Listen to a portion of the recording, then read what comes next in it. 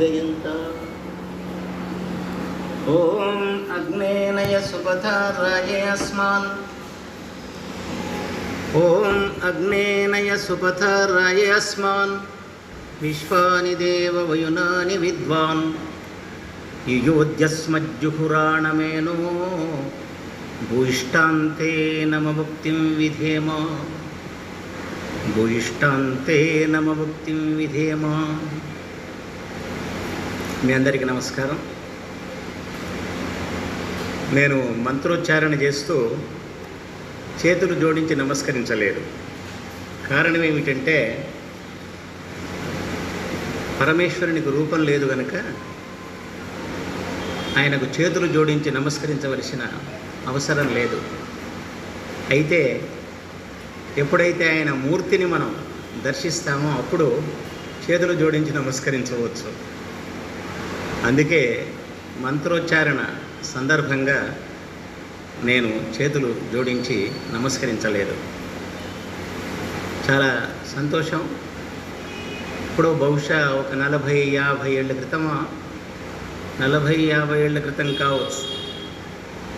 పండిత గోపదేవ శాస్త్రి గారి శిష్యుణ్ణి నేను. 1995లో ఆయన నాకు గురువు, నేను ఆయనకు శిష్యుణ్ణి. అంతకుముందు ఒక 20-30 ఏళ్ల క్రితం, అంటే ఇదో 30 సంవత్సరాలు, అదొక 20-50 ఏళ్ల క్రితం అనుకుంటాను, నాకు గోపదేవ శాస్త్రి గారు మా గురువుగారు చెప్తుండేవాడు, నేను సికింద్రాబాద్ గీతాభవనంలో ఉపన్యసించాను చెన్నప్ప అని. అంటే ఒక 50 ఏళ్ల తర్వాత మా సూర్యనారాయణమూర్తి గారు ఇక్కడ నన్ను మాట్లాడడానికి పిలిచినందుకు, అది గీతా మందిరంలో, అది యోగీశ్వరుడైనటువంటి కృష్ణుని పేరుతో ఉన్నటువంటి భవనంలో ఈ అదృష్టం కలగడం నేను ఒక భాగ్యంగా, పూర్వజన్మ సుకృతంగానే నేను భావిస్తూ ఉన్నాను. పతంజలి యోగ దర్శనం మీద మాట్లాడాలి, కొంత శిక్షణ మీరు పొందాలి. ఏ దేశమైనా బాగుపడాలి అంటే తప్పు చేస్తే శిక్షా విధానం బాగుండాలి, తప్పు చేయకుండా ఉండడానికి శిక్షణ ఉండాలి. ఈ భారతదేశంలో ఈ రెండు లేవు అని మీకు మనవి చేస్తున్నాను నేను. ఇక్కడ తప్పు చేయకుండా ఉండడానికి శిక్షణ లేదు, తప్పు చేస్తే శిక్ష లేదు. ఒక విధంగా లేదనే అనిపిస్తుంది. కానీ మన ధర్మ గ్రంథాలు మనిషిని తప్పు చేయకుండా చూడడానికి నిర్దేశింపబడ్డాయి. అది ఇంతకంటే అదృష్టం ఏం కావాలి?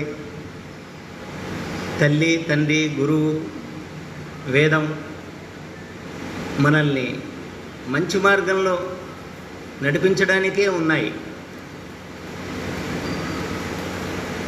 పరమ పురుషుని దివ్యనామము ప్రణవమును జపింపవలయును.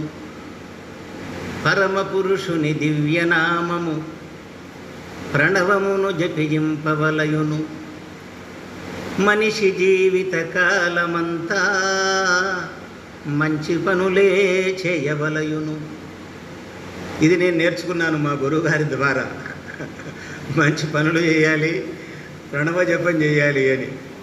చేతులతో మంచి పనులు చేయాలి, తర్వాత నోటితో జపం చేయాలి, లేక మనస్సుతో ధ్యానం చేయాలి అని భగవంతుని మా గురువుగారి ద్వారా నేను తెలుసుకున్నాను. వేదం అంటే తెలుసుకునేటట్టు చేసేది.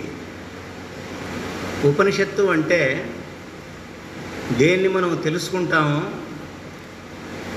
దాని దగ్గర కూర్చునబెట్టేది, కూర్చునేటట్టు చేసేది ఉపనిషత్తు. ఇది జ్ఞానే వేదం. వేదం అంటే తెలుసుకునేటట్టు చేస్తుంది సత్యాన్ని, సత్యస్వరూపుడైన భగవంతుణ్ణి, ఈ ప్రకృతిని, జీవాత్మను, జీవాత్మతత్వం కానీ, ప్రకృతితత్వం కానీ, ప్రపంచతత్వం కానీ, పరమేశ్వరతత్వం కానీ ముఖ్యంగా ప్రపంచంలో మనం ఎలా వ్యవహరించాలనో తెలియజేసేది వేదం. నా అభిప్రాయం ప్రకారం వేదం మనల్ని తెలుసుకునేటట్టు చేస్తుంది సత్యాన్ని. ఆ సత్యానికి సమీపంలో కూర్చునేటట్టు చేస్తుంది ఉపనిషత్తు. అంతేకాదు ఆ సత్యాన్ని దర్శింపజేస్తుంది దర్శనం. కాబట్టి వేదానికి, ఉపనిషత్తుకు, దర్శనానికి తల్లికి, తండ్రికి, గురువుకు ఉన్నంత సంబంధం ఉంది అని మనవి చేస్తున్నాను మీకు నేను. దృశ్యతే అనేన ఇది దర్శనం. అది దర్శనం చేయిస్తుంది. అది సాక్షాత్తు. దర్శనం అంటే చూడగలమా అంటారేమో మీరు. కుర్చీని చూడగలుగుతాం, కుర్చీలో కూర్చున్నవాడిని చూడగలుగుతాం.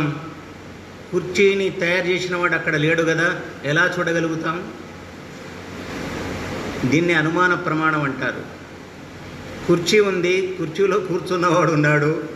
కుర్చీని తయారు చేసిన వాడు లేడు, కానీ కుర్చీ తయారు చేసిన వాడు లేకపోతే హౌ టు సిగ్నిఫై? ఎట్లా మనం కుర్చీని తయారు చేసిన వాడు లేకపోతే కుర్చీ లేదు, ఆ కుర్చీలో కూర్చునేవాడు లేడు. ఇది వేద సిద్ధాంతం. భగవంతుడు సృష్టికర్త. భగవంతుడు సృష్టికర్త. సృష్టి ఎవరి కోసం చేశాడు? తన కోసం కాదు. అందుకే కర్మ వైచిత్ర్యాత్ సృష్టి వైచిత్ర్యం. ఇది సాంఖ్య దర్శనం చెప్తుంది 3వ అధ్యాయంలో. జీవుల యొక్క కర్మలను బట్టి భగవంతుడు ఈ సృష్టిని రచించాడు అని. మరి ఈ సృష్టిలో మనకు కావలసినవన్నీ ఉన్నాయి. అందుకే పూర్ణమద పూర్ణమిదం పూర్ణాత్ పూర్ణముదచ్యతే పూర్ణస్య పూర్ణమాదాయ పూర్ణమేవావశిష్యతే అన్నారు. భగవంతుడు పూర్ణుడు, ఈ ప్రపంచం కూడా పూర్ణం.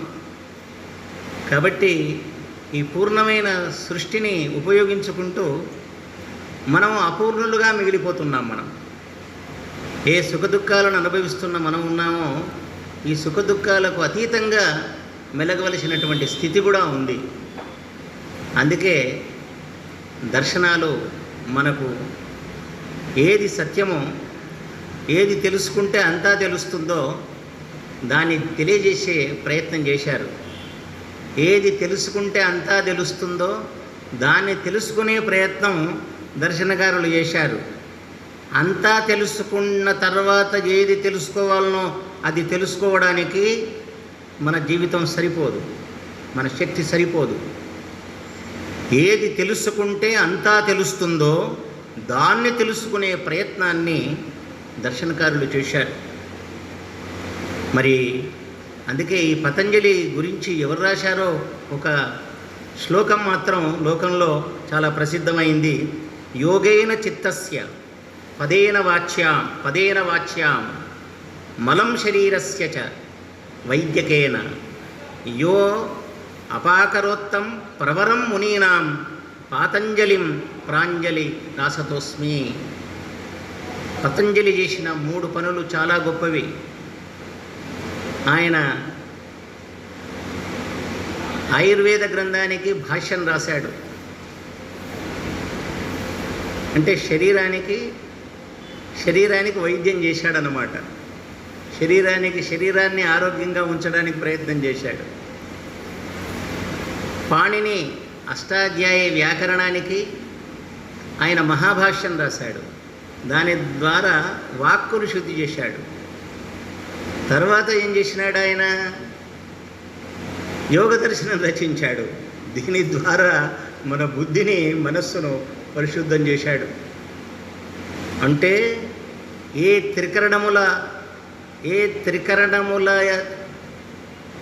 త్రికరణ శుద్ధి కలిగి ఉండాలి అని భగవద్గీతలో కృష్ణుడు చెబుతున్నాడో ఆ త్రికరణముల యొక్క శుద్ధి జరగాలని పతంజలి యోగ దర్శనాన్ని మనకు అందించాడు. అందుకే భగవద్గీతలో కృష్ణుడు అర్జునుడిని నిస్త్రైగుణ్యో భవార్జున అంటాడు. ఒరే నువ్వు 3 గుణాలకు అతీతంగా ఉండురా అంటాడు. ఏంటివి ఆ 3 గుణాలు? సత్వము, రజస్సు, తమస్సు. ఆ 3 గుణాలకు అతీతంగా ఉండమంటాడు. మరి 3 గుణాలకు అతీతంగా ఉండాలి అంటే ఏం చేయాలి? మనోవాక్కాయాలు, త్రికరణాలు సరిగా ఉండాలి. కాబట్టి త్రికరణ శుద్ధి కోసమే పతంజలి యోగ దర్శనాన్ని రచించాడు. మీరు పతంజలి యోగ దర్శనాన్ని గురించి మాట్లాడే సందర్భంలో కొంత మాట్లాడే ముందు కేవలం పతంజలి గురించే కాకుండా, ఎందుకంటే మనకు 4 వేదాలు, శంకరుల వారు చెప్పినట్టుగా ప్రముఖమైన 10 ఉపనిషత్తులు, తర్వాత 6 దర్శనాలు: న్యాయం, వైశేషికం, సాంఖ్యం, యోగం, పూర్వమీమాంస, ఉత్తరమీమాంస. న్యాయ దర్శనాన్ని గౌతముడు రాశాడు, వైశేషిక దర్శనాన్ని కణాదుడు రాశాడు, సాంఖ్య దర్శనాన్ని కపిలుడు రాశాడు, యోగ దర్శనాన్ని పతంజలి రాశాడు, తర్వాత పూర్వమీమాంసను జైమిని రాశాడు, ఉత్తరమీమాంస అంటే బ్రహ్మసూత్రాలు, లేకపోతే ఇంకేమంటారు వేదాంత దర్శనం, దాన్ని వ్యాసుల వారు రాశారు. కాబట్టి ఈ 6 గురించి పరిచయం చేయవలసిన అవసరం ఉన్నది. అంటే దర్శనాలు ఎన్ని, ఎవరు రాశారు అని మనం చెప్పుకోవాలి. తర్వాత ఒక్కొక్క దర్శనం ఏం చెప్తుందనేది కూడా ఒక్కొక్క మాటలో చెప్తే బాగుంటుంది. న్యాయ దర్శనం ఉంది, అది ప్రమాణ వివేచనం, ఒక మాట చెప్పుకోవచ్చు ప్రమాణాల గురించి.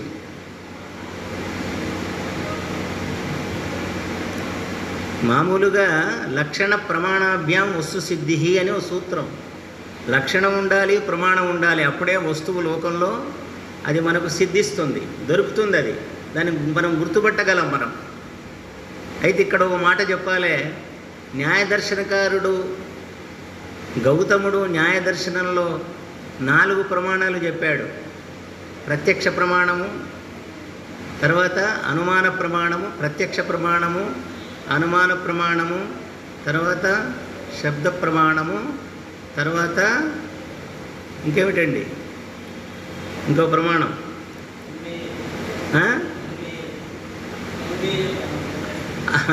అదే ప్రత్యక్ష ప్రమాణము, అనుమాన ప్రమాణము, తర్వాత 3వది శబ్ద ప్రమాణము, 4వది ఉపమాన ప్రమాణం, అనుమేయ ప్రమాణం, ఉపమాన ప్రమాణం. కానీ Patanjali did not accept that 4th ప్రమాణం. నేను యోగ దర్శనాన్ని అధ్యయనం చేస్తే నాకు తెలిసిన విషయం ఇది, రహస్యం ఇది సీక్రెట్ అన్నమాట. ఎందుకంటే ప్రతివాడు ఏం చేస్తాడు? ఒక వస్తువును మరొక వస్తువుతో పోల్చి వాడు బోల్తా పడతాడు, ఇతరులు బోల్తా కొట్టిస్తాడు. ఇదే అమృతం అంటాడు వాడు, ఇదే అమృతం అంటాడు. ఇగో వీడే దేవుడు అంటాడు. ఏవేమో చేస్తుంటారు, అన్ని గమ్మతులన్నీ లోకంలో చేస్తూ ఉంటారేమో. ఇది బహుశా పతంజలి దృష్టికి వచ్చిందేమో. అందుకే ఆయన ఉపమాన ప్రమాణాన్ని తీసుకోలే. అందుకే భగవంతుడు నిరుపమానుడు. భగవంతుణ్ణి ఇంకొక వస్తువుతో మనం పోల్చజాలం. అందుకే ఆయన అద్వైతుడు అంటే అతనితో సమానమైన వాడు కానీ అతని కంటే మించినవాడు కానీ లేడన్నమాట.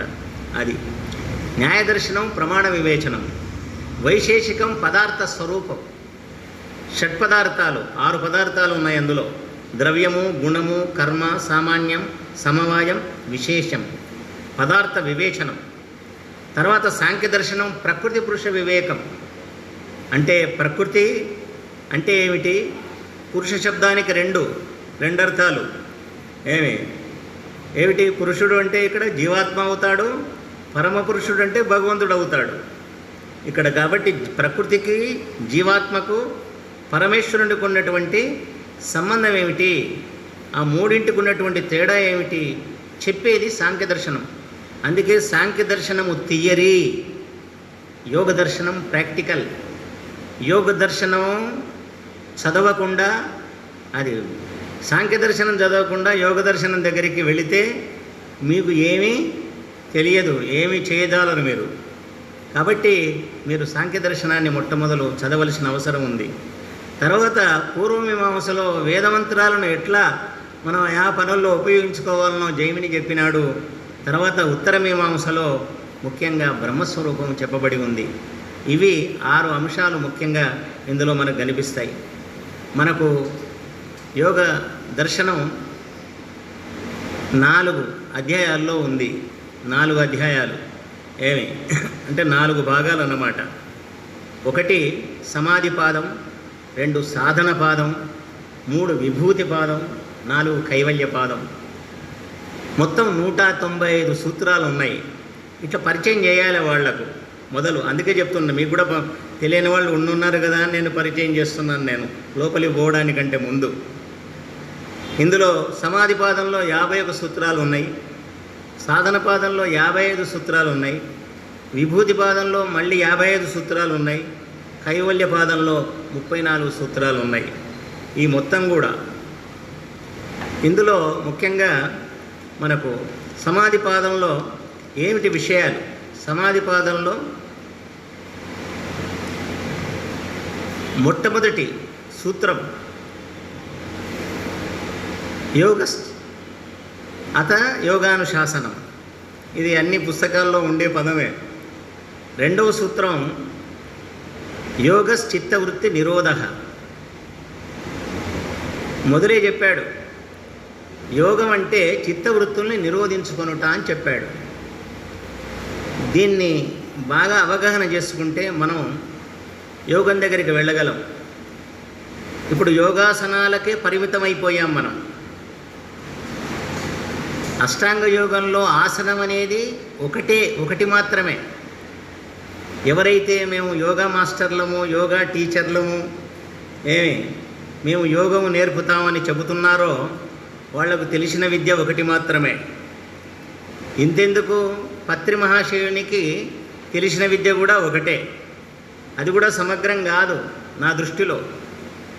ఆయన ధ్యానము అంటే శ్వాస మీద ధ్యాస అన్నాడు. శ్వాస మీద ధ్యాస ఉంచితే అది ధ్యానం కాదు, అది ప్రాణాయామం అవుతుంది. ప్రత్యర్థన విధారణాభ్యాం ప్రాణః అని పతంజలి ఒక సూత్రం రాశాడు.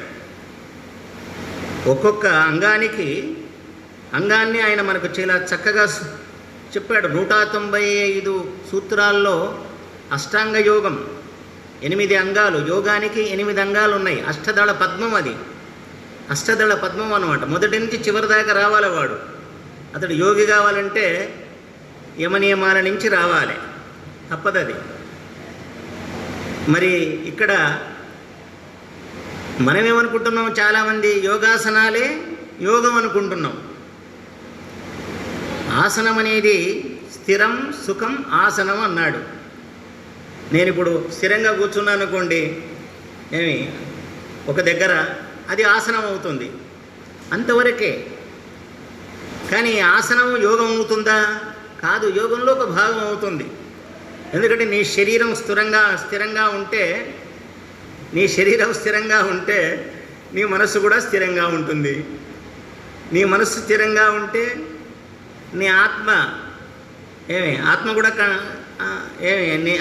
అంటే నీకు మనస్సు కంట్రోల్లో ఉంటుంది, స్థితప్రజ్ఞత్వం కలుగుతుంది. నీ మనస్సు, శరీరం స్థిరంగా ఉండాలి, మనస్సు స్థిరంగా ఉండాలి.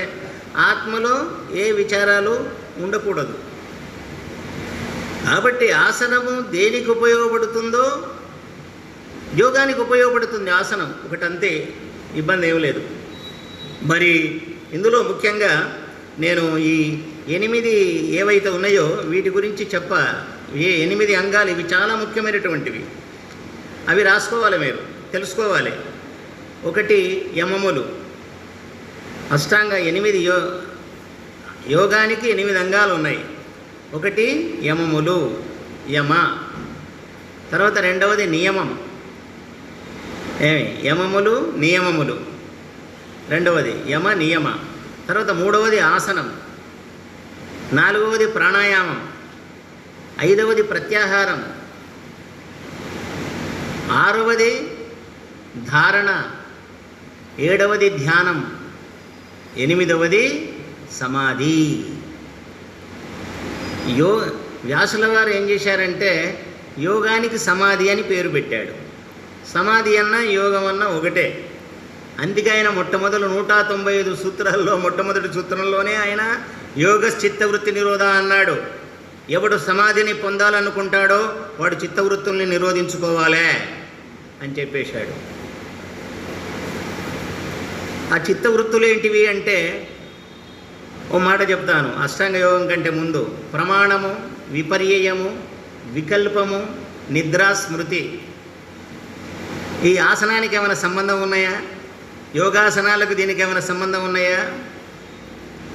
అతడు నిజంగా సమాధి స్థితిలోకి వెళ్ళాడు అంటే అతనికి అంతకంటే ముందున్నటువంటి ఏ జ్ఞానము ఉండకూడదు.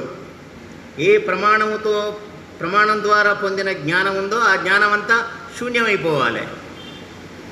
ఒకటి. తర్వాత విపర్యయం.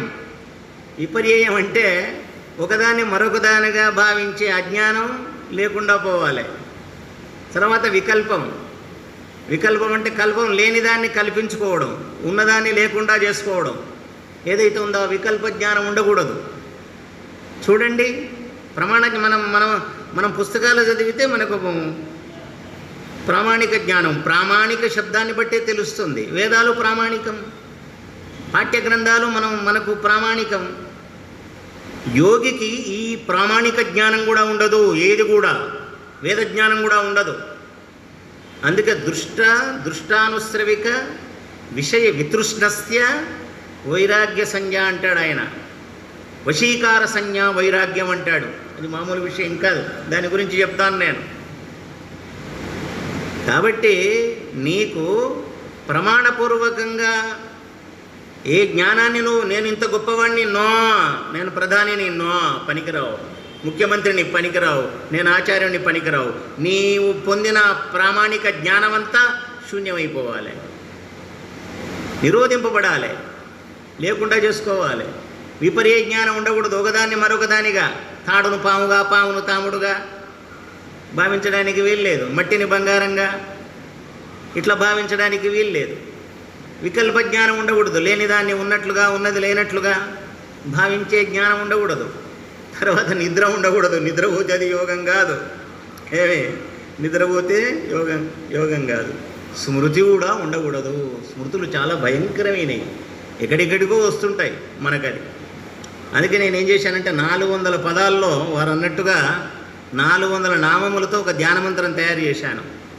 ఒక పదాన్ని ఉచ్చరిస్తే ఇంకేదో జ్ఞాపకం వస్తుంది. ఓం వెంకటేశ్వరాయ నమః అంటే ఆంజనేయునికి ఎప్పుడు ఆంజనేయ నమః అంటావు అని మనసు చెప్తూ ఉంటుంది. అందుకే నేనేం చేశానంటే 400 పదాల్లో మీ మనసులను కట్టివేయడానికి ఒక పుస్తకం రాశాను. మొట్టమొదలు ఇక్కడనే మన సూర్యనారాయణమూర్తి గారే ఆవిష్కరించనున్నారు. దాన్ని ఇవాళ ఆవిష్కరించాలి. దాని మహాభాగం ఫస్ట్ ఇక్కడ తీసుకొచ్చాను నేను. ఒక సంవత్సరం కష్టపడి 4 వేదాలు, తర్వాత ఉపనిషత్తులు, దర్శనాలు అన్నింటి ఆధారంగా ఒక్కొక్క ఆ ఈశ్వరుని యొక్క ఆ విశేషణం అనండి, నామం అనండి, ఆయన పదం అనండి, శబ్దం అనండి, దాన్ని తీసుకొని ఆ పని చేశాను నేను.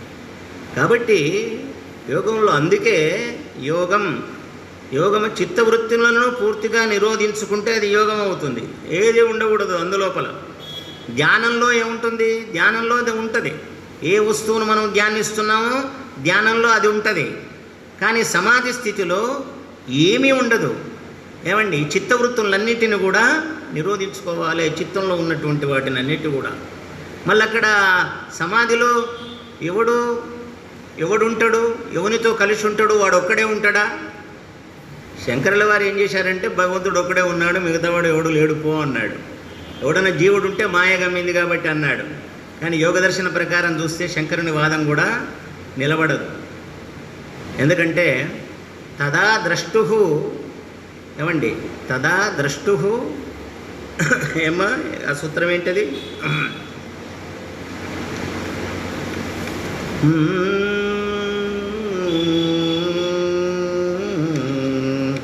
స్వరూపే అవస్థానం అన్నాడు వాడు.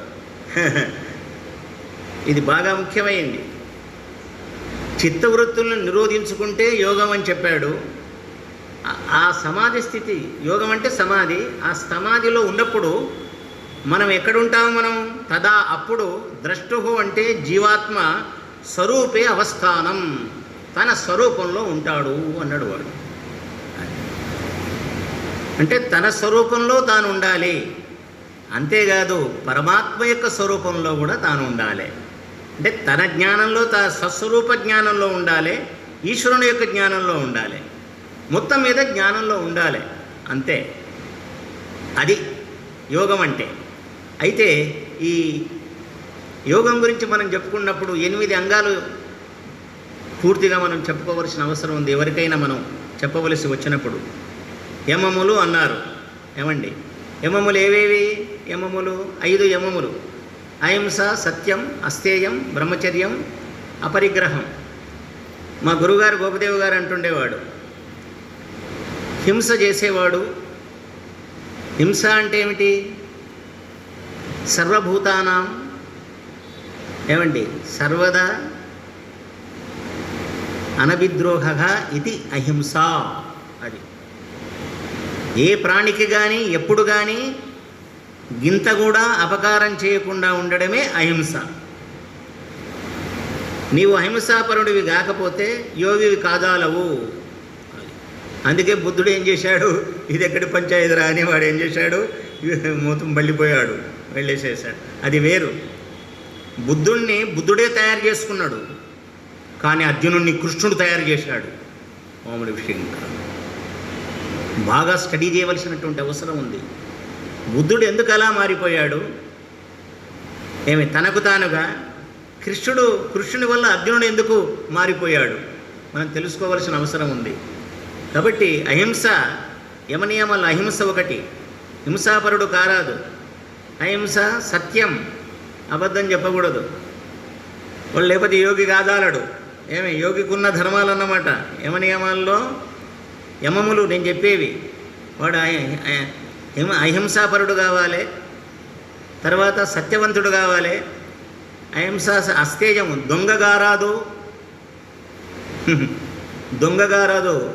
వాడి సొత్తు వీడి సొత్తు దోచుకోవాలని రాజకీయాల్లో ప్రవేశించే అలవాటు ఏమాత్రం ఉండకూడదు యోగికి. అహింస, సత్యమస్థేయం, బ్రహ్మచర్యం, వ్యభిచారి గారాదు. తర్వాత అహింస, సత్యమస్థేయం, బ్రహ్మచర్య, అపరిగ్రహం అన్నాడు. అపరిగ్రహం అంటే, పరిగ్రహం అంటే తీసుకోవడం, ఎక్కువ తీసుకోకుండా ఉండాలి. అంటే దోచుకోకుండా ఉండాలి, దాచుకోకుండా ఉండాలి. తర్వాత హింస చేయకుండా ఉండాలి, వ్యభిచారి కాకుండా ఉండాలి, సత్యవంతుడై ఉండాలి. ఇవి ప్రథమ అంగం అన్నమాట. యోగం అంటే ఇక్కడికి రావాలి. నేను యోగాసనాలు చేస్తున్నా, నేను యోగినైపోయాననే భ్రమలో ఉంటే నువ్వు భ్రమలోనే ఉండిపోతావు తప్ప బ్రహ్మలో ఉండవు. ఒకటే, నువ్వు భ్రమలో ఉన్నావా, బ్రహ్మలో ఉన్నావా? యోగాసనాలు చేసే వాళ్ళందరూ భ్రమలోనే ఉన్నారు. ఆరోగ్య పరిరక్షకులు వారు. ఆరోగ్య పరిరక్షకులే కానీ ధర్మ పరిరక్షకులు కాదు, యోగ పరిరక్షకులు కాదు నా దృష్టిలో. కాబట్టి అహింస, సత్యం, అస్థేయం, బ్రహ్మచర్య, పరిగ్రహం, అపరిగ్రహం, ఇవి చాలా ముఖ్యమైనవి 5 యమములు. ఇవి తర్వాత నియమములు ఉన్నాయి. అవి శౌచ, సంతోష, తపస్వాధ్యాయ, ఈశ్వర ప్రణిధానములు. ఇవి చాలా ముఖ్యమైనటువంటివి. మనం యోగం గురించి ఎవరికైనా చెప్పినప్పుడు యోగాసనాలు చేయించండి, ఇబ్బంది ఏం లేదు. కూర్చున్న తర్వాత ఇవి చెప్పండి, 8 అంగాల గురించి చెప్పండి. శౌచం, శుచిగా ఉండాలి, అంతఃశుచి ఉండాలి, బాహిర శుచి ఉండాలి. ముందో మాట వెనుకో మాట మాట్లాడకూడదు. సంతోషంగా ఉండాలి, శౌచ సంతోష. తపస్సు, తపస్సు అంటే ఏమిటి? ద్వంద్వ సహిష్ణుత, సుఖ దుఃఖాలను కష్టాలను సహించుకోవడమే తపస్సు. అది దయానందుడు మాట చెప్పినాడు, మంచి పనులు చేయడానికి మన ఇంద్రియాలను తప్పింపజేస్తే అది తపస్సు అన్నాడు ఆయన. ముక్కు మూసుకొని చేసే తపస్సు కాదు అది, అది పోయింది. అది ఎంతోమంది ఋషులు ఆ మాటను ఒప్పుకోరు. లోకోపకారకమైనటువంటి పనులు చేయుట యందు తన ఇంద్రియాలను తప్పింపజేస్తే అది తపస్సు అన్నమాట. ఇంకా తపస్సుకు ఇంకో మాట కూడా ఉన్నది, ద్వంద్వ సహిష్ణుత తపస్సు అన్నమాట. అంటే మానవమానాలను అట్లా సుఖదుఖాలను, లాభ నష్టాలను అట్లా. కాబట్టి శౌచ, సంతోష, తపస్వాధ్యాయం, స్వాధ్యాయం చాలా మంచిది. మంచి పుస్తకాలు మనం చదవాలి, చదివించాలి. మనుస్మృతిలో చెప్తాడు బ్రాహ్మణుడు వేదం చదవాలి, చదివించాలి అని. కాబట్టి మనం చదవాలి, చదివించాలి. స్వాధ్యాయం తర్వాత ఈశ్వర ప్రణిధానం అన్నాడు. ఇది చాలా గొప్ప మాట అన్నమాట. ఈశ్వర ప్రణిధానం అంటే భక్తి. మాటను రాసుకోండి. భక్తి, భగవంతుని యందు భక్తి కలిగి ఉండాలి. ఈ యమనియమములు, యమములేమో సామాజికంగా మనిషిని తయారు చేస్తాయి. తర్వాత నియమములేమో మనిషిని స్వాభావికంగా, సామాజికంగా, వ్యక్తిగతంగా తయారు చేస్తాయి.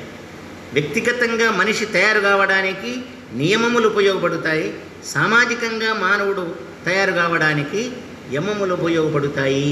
ఇవి పతంజలి బాగా ఎంత సామాజిక శాస్త్రవేత్తనో తెలుస్తుంది. దర్శనకారులు గొప్ప సామాజిక వేత్తలుగా మనం ఈ విధంగా తెలుసుకోవచ్చు. తర్వాత యమనియమముల తర్వాత ఆసనములు. ఆసనం స్థిరం సుఖం ఆసనం.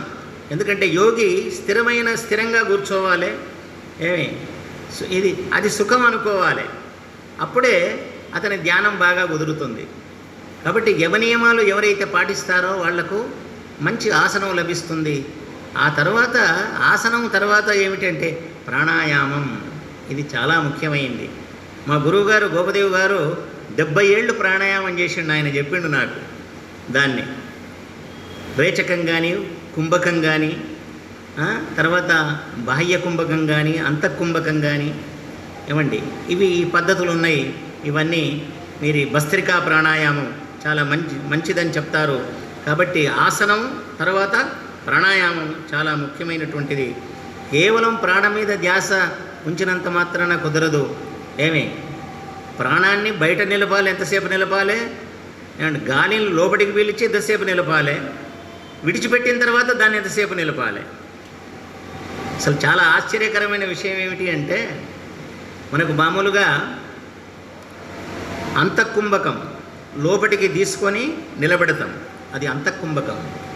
బయటికి విడిచి నిలబెడతాం, అది బాహిర కుంభకం కదా. అయితే యోగులది కేవల కుంభకమే. అది చాలా గమ్మత్తు అయినటువంటిది. అట్లాగే ఉంచుతారు వాళ్ళు. శ్వాస ఆడనే ఆడదు. యోగులకు శ్వాస ఆడదు, కానీ వాళ్ళు బ్రతుకుతారు. వాళ్ళకి ఇబ్బంది ఏమీ లేదు. ఇంకో మన రహస్యం ఏమిటంటే, గోపదేవ్ గారు చెప్తుండేవాడు, చిన్నప్ప బయటి గాలి చేత మనం బ్రతకడం లేదు. భగవంతుడు మనకు శరీరంలోనే 10 ప్రాణాలను ఎస్టాబ్లిష్ చేశాడు. ఏమిటవి? ప్రాణము, ఉదానము, సమానము, అపానము, వ్యానము, నాగము, కూర్మము, కురుకలము, దేవదత్తము, ధనంజయము. ఈ established 10 pranas in our body. That is the greatness of God. నాస్తికుడవడైనా ఉంటే వాడు నాకు అంటుండేవాడు, నాస్తికుడవైనా ఉంటే వాడిని అడిగాయి, ఈ ఉచ్ఛ్వాసన నిశ్వాసలు ఎట్లా జరుగుతున్నాయి రా అని అడుగు.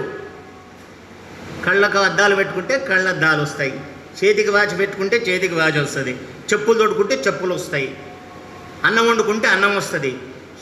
ఉచ్ఛ్వాస నిశ్వాసలు ఎట్లా జరుగుతున్నాయి, ఎవరి వల్ల జరుగుతున్నాయి చెప్పు. నీ భార్య ఏమన్నా సహాయపడుతున్నదా ఉచ్ఛ్వాస నిశ్వాసలకు? నీ కొడుకు ఏమైనా సహాయపడుతున్నాడా? మీ అమ్మ సహాయపడుతుందా? ఎవరు సహాయపడుతున్నారు? ఈశ్వరుని యొక్క ప్రమేయం వల్లనే. ప్రమేయం అంటే జ్ఞానం. ఆయన వల్లనే మనం ఉచ్ఛ్వాస నిశ్వాసలు గ్రహిస్తున్నాం. అది భగవంతుడు ఉన్నాడని చెప్పడానికి అది. తర్వాత ప్రత్యాహారం అన్నాడు. ప్రత్యాహారం అనే మాట యోగంలో చాలా ముఖ్యమైనటువంటి. ప్రతి ఆహారం ఇంద్రియాలు బయటికి వెళ్ళి సుఖపడాలనుకుంటాయి. అనేకమైనటువంటి వస్తువులను ఏం చేస్తాయి? మన ఆత్మకు చేరవేస్తాయి. అవును కదా. ఆత్మకు దగ్గర మనస్సు ఉంటుంది.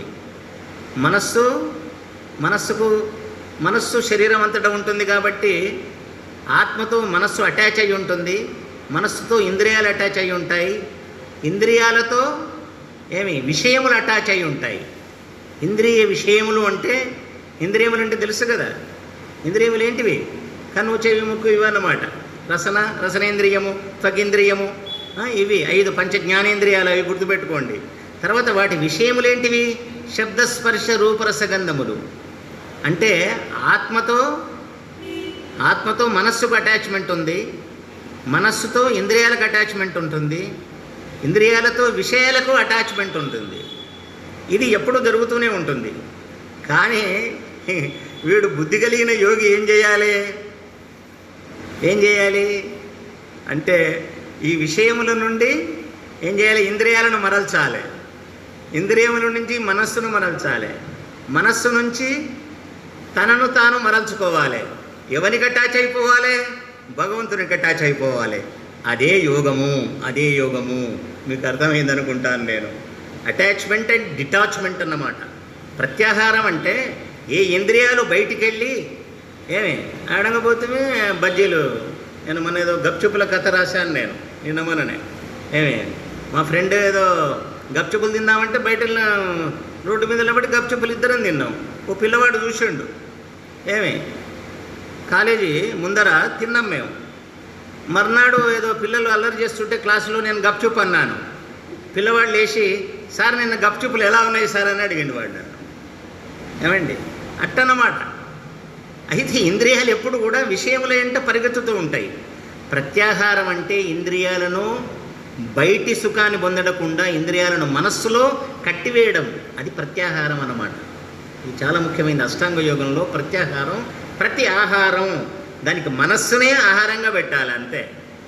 మనస్సే ఆహారం కానీ విషయముల ఆహారం కాకుండా ఉండాలన్నమాట. వీటికి ఇంద్రియములకు ఆహారం నీ మనస్సులోనే దొరకాలి కానీ బయటి ఆహారం లేకుండా చేయాలి. తర్వాత ధారణ అన్నాడు. ఇది చాలా ఇది దేశబంధ చిత్తస్య ధారణ. అది ధారణ. మన మనస్సును ఒక చోట నిలపడమే ధారణ. ఎక్కడ నిలపాలి? మన శరీరంలో ఎక్కడైనా నిలపొచ్చు అని చెప్పిండ్రు, బయట కూడా నిలపొచ్చు అని చెప్పిండ్రు. కానీ మన యోగులు పెద్దలు ఏం చెప్తారంటే మన బుకుటిలో మనస్సును నిలపాలి అని చెప్తారు. ఇక్కడ మనస్సును మనం నిలపొచ్చు. చీమకు చీమంత మనస్సు ఉంటుంది, ఏనుగంత మనస్సు ఉంటుంది. బాగా గుర్తుపెట్టుకోండి. ఈ మనస్సు ఏం చేస్తుంది? ఎక్కడికైనా వెళుతుంది. ఏదో జాగ్రత్తో దూరం ఉదయితి దైవం తదు సుప్తస్య తదైవైతి దురంగమం జ్యోతిషాం జ్యోతిరేకం తన్మే మనస్ శివసంకల్పమస్తు. ఇది వేదమంత్రం. అది ఎక్కడికెక్కడికో వెళుతుంది. మేలుకొని ఉన్నప్పుడు ఎక్కడికెక్కడికి వెళుతుంది మనస్సు. నిద్రపోయినప్పుడు స్వప్నంలో కూడా మనస్సు పనిచేస్తుంది, కానీ నిద్రలో మాత్రం అది పని చేయదు.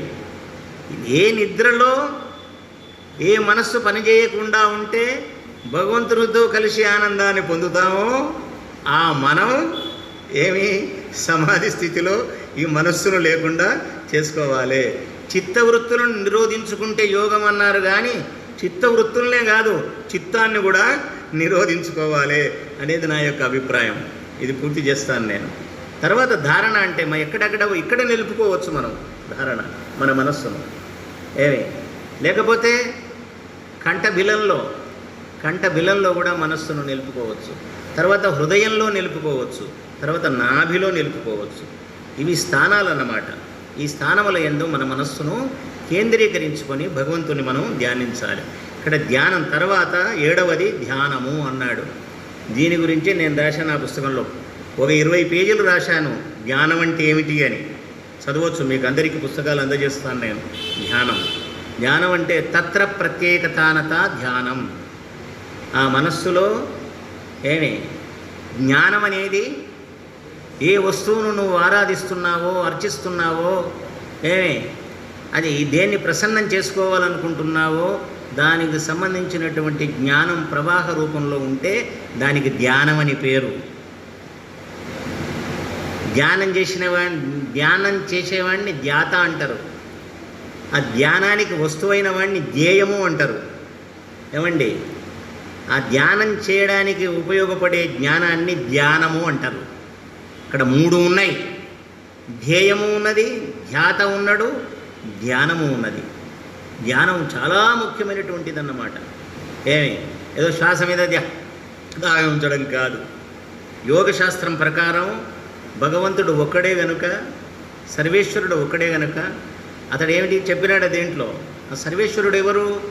క్లేశ కర్మ విపాకాశయే రపరామృష్ట పురుష విశేష ఈశ్వర. ఈశ్వరుడు భగవంతుడు. మనకు ఏం గంభక్తి కాలి. మన గురువులు నిజంగా చెప్పాలంటే మన ఆచార్యులు మనల్ని తప్పుదో పట్టించారేమో అనిపిస్తుంది పూర్వాచార్యులు. నిజానికి మా సూర్యనారాయణమూర్తి నయం, మా రవీంద్రనాథ్ నయం. ఆధునిక ఏది మంచి ఏది చెడు తెలిసి చెప్పడానికి. ఈశ్వరుడు అంటే వాడు శివుడా, లేకపోతే ఇంకా ఏమిటి విష్ణువా, వాడు బ్రహ్మదేవుడా? దేవుడు ఒకడేనా?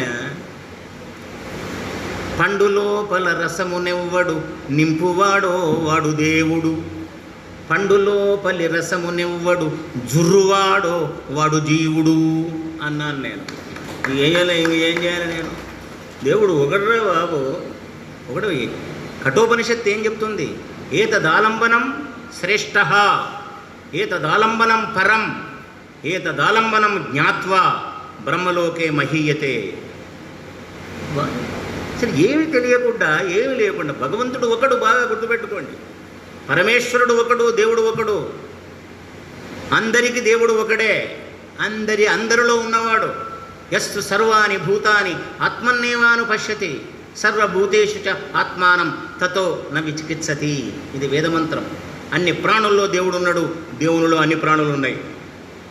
నేను మీటింగ్కి వెళితే ఓ ముస్లిం అమ్మాయి మైక్ దగ్గరికి వచ్చేసి, నేను ముస్లింగా పుట్టాను, నన్ను మనిషిగా చూడండి దయచేసి అని మాట్లాడింది. నేను అమ్మడే దగ్గరికి పిలిచాను, సభాముఖంగా చెప్పాను, ఓ పిచ్చిదానా, నీవు మనిషిగా పుట్టావు, తర్వాత ముస్లిం అయ్యావు, అందుకే ఈ కష్టాలని చెప్పాను నేను. ఎందుకు చెప్పానంటే వేదం మనోర్భవ అని చెప్తుంది. మనిషివి కాంటుంది అంటే మనిషిగా పుట్టావు కాబట్టి మనిషివి కమ్మంటుంది. తప్పేముంది?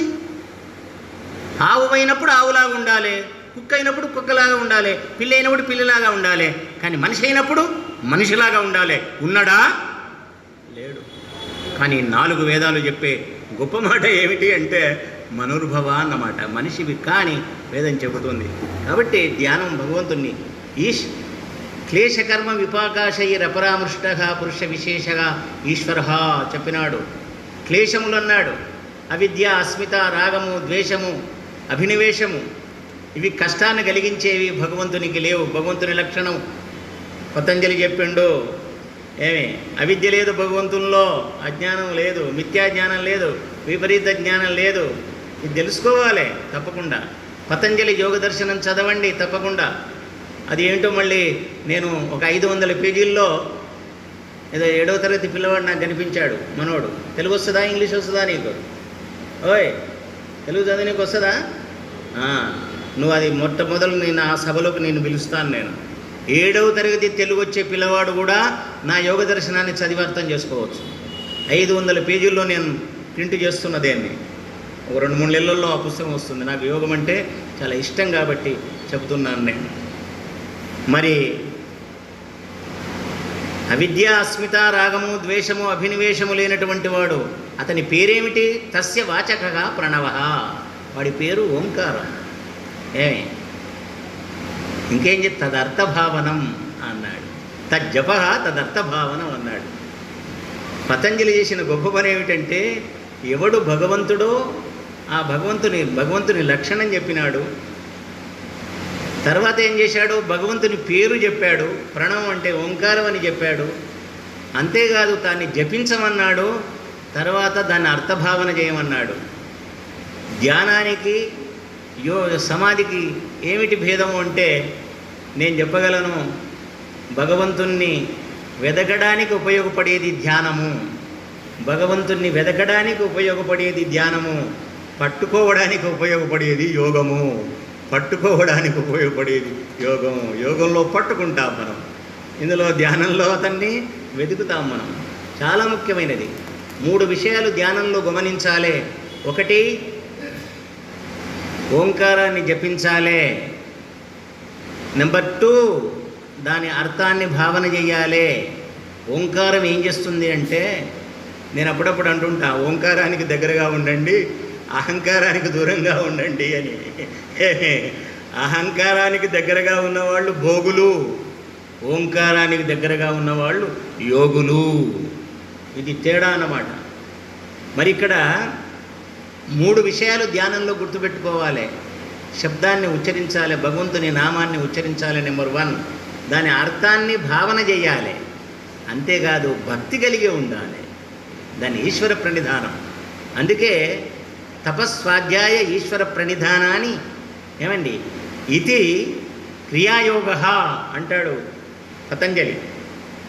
కాబట్టి తపస్సు అంటే ద్వంద్వ సహిష్ణుత ఉండాలి, తర్వాత స్వాధ్యాయం ఉండాలి, తర్వాత భక్తి ఉండాలి అని అక్కడ చెప్తాడు దాని క్రియాయోగంలో. ఇక్కడేం చెప్తాడు, ధ్యానం గురించి ఏం చెప్తాడంటే ఆయన నామోచ్చారణ ఉండాలి, అర్థభావన ఉండాలి, ఎడతెగకుండా అర్థభావన ఉండాలి, భక్తి ఉండాలి. ఎప్పుడైతే భక్తి ఉంటుందో భక్తి ప్రవాహం అంటాం చూడండి. భక్తి ప్రవాహం అంటే ఏమిటి? మీరు ఏ భగవంతునికి సంబంధించినటువంటి నామాన్ని ఉచ్చరిస్తూ ఆ జ్ఞానంలో ఉంటారో అప్పుడు మీరు భక్తిని దానికి కలిపినట్టయితే అది ప్రవాహం అవుతుంది. భక్తి లేకపోతే అది ప్రవాహం కాదు. జ్ఞానం ప్రవాహం కావచ్చు, కానీ భగవంతుని యందు భక్తి ఉన్నట్లయితే ఆయనకు సంబంధించినటువంటి జ్ఞానం ప్రవాహ రూపంలో ఉంటుంది. కాబట్టి అట్లా ప్రవాహ రూపంలో ఉండాలి. మనం ధ్యానం అంటే ప్రవాహం అన్నమాట. అంటే మన మనస్సు ఆ ప్రవాహంలో కొట్టుకొని పోవాలి, అంతే. ప్రవాహంలో కొట్టుకొని పోవాలి. మరి ఏ మనస్సు ధ్యానానికి అంటే ఏ ఆత్మ ధ్యానాన్ని చేస్తుందో, ఏ మనస్సు ధ్యానానికి ఉపయోగపడుతుందో ఆ మనస్సు మళ్ళీ సమాధి స్థితిలో ఉండదు. అది దానికి కూడా చెప్తాడు ఆయన. ధ్యానం తర్వాత సమాధి అన్నాడు ఇక్కడ. ధ్యానం తర్వాత సమాధి అన్నాడు. సమాధి ఏంటంటే దానికి తదేవ అర్థమాత్ర నిర్భాసం. ఇది సూత్రం. దానికి చెప్తున్నాను నేను, టైం లేదు కాబట్టి. 4 గంటలైనా నేను చెప్పగలను యోగం గురించి. 4 రోజులు కాదు, వారం రోజులైనా యోగం మీద చెప్పగలను. అరగంటలో నేను చెప్పలేను నేను. తదేవ అర్థమాత్ర నిర్భాసం ఏమండి, స్వరూప శూన్యమివ సమాధి. ఇది సమాధికి నిర్వచనం అన్నమాట. ఆ సమాధి స్థితి లోపల నువ్వు నేనున్నాను అనుకోవు, నేను ఎవరిని కొలుస్తున్నాను అనుకోవు, ఆ జ్ఞానం ఉండదు, నువ్వు ఉండవు, ఏమి దేవుని పేరుండదు, ఊరుండదు, ఏది ఉండదు. ఏదో నిన్న ఎవరో అడిగిండు నన్ను, దేవుడు ఏ డ్రెస్లో ఉంటాడో ఆయన అడ్రస్ ఏమిటి అన్నాడు, అడిగాడు నన్ను. అడిగితే నేను చెప్పాను, డ్రెస్సు లేనివాడు అడ్రస్ లేనివాడు దేవుడు రా అన్న. అర్థమైందా మీకు? డ్రెస్సు లేనివాడు అడ్రస్ లేనివాడు దేవుడు అన్నాను నేను, ఇంతే. కాబట్టి సమాధి స్థితి లోపల అక్కడ స్వరూపమే శూన్యమైపోతుంది. వీడి స్వరూపం వాడి స్వరూపం ఉండదు, కలిసిపోతుంది అది. అందుకే మోక్షంలో ఏం చేశారు, భగవంతుల్లో కలిసిపోతాను అన్నారు, కలిసిపోతారు అన్నారు. కలిసిపోతాడు కాదు, నా ఉద్దేశం ప్రకారం, పతంజలి యోగ దర్శనం ప్రకారం కలిసి ఉంటాడు అనేదే ముఖ్యమైన అంశం. కలిసి ఉంటాడు.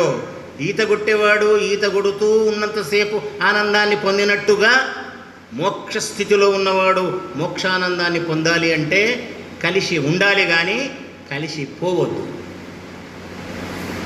కాబట్టి తదేవ అర్థమాత్ర నిర్భాసం అన్నమాట. అర్థం మాత్రమే. అర్థం అంటే వస్తువు. కేవలం పరమాత్మ ప్రకాశంలో అతడు వెలుగుతూ ఉంటాడు, ఆయన వెలుగులో వీరు వెలుగుతూ ఉంటాడు.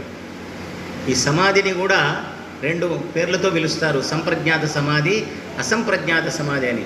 సంప్రజ్ఞాత సమాధి అంటే తానెవరో తెలుసుకోవడం, అసంప్రజ్ఞాత సమాధి అంటే భగవంతుడు అంటే ఎవరో తెలుసుకోవడం. కాబట్టి ఈ 8 అంగాల గురించి చెప్పడానికే ఇంతసేపు పడింది లోపల. ఇంకా నేను ఏమండి కొన్ని విషయాలు మాత్రమే చెప్పగలిగాను.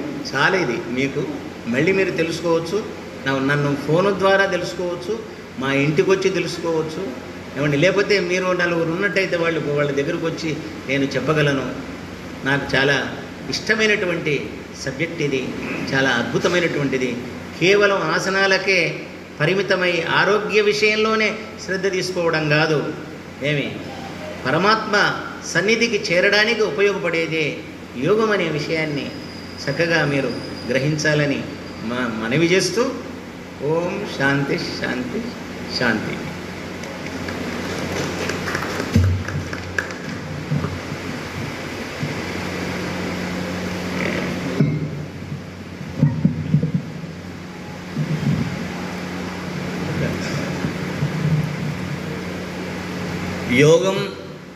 యోగశ్చిత్తవృత్తి నిరోధ సూత్రం ఒకటి మాత్రమే చెప్పి ఆ చిత్తవృత్తి నిరోధంలో ఉండేటువంటి 8 విభాగాలు వివరించారు. ఇది కేవలం రుచి మాత్రమే. మనం సంపూర్ణంగా తెలుసుకోవాలంటే ఒక క్లాస్ రూమ్ లాగా. ఆ క్లాస్ రూమ్ అంటే అప్పుడుండే నిష్ట, మానసిక సంసిద్ధత వేరు. వారు భ్రమ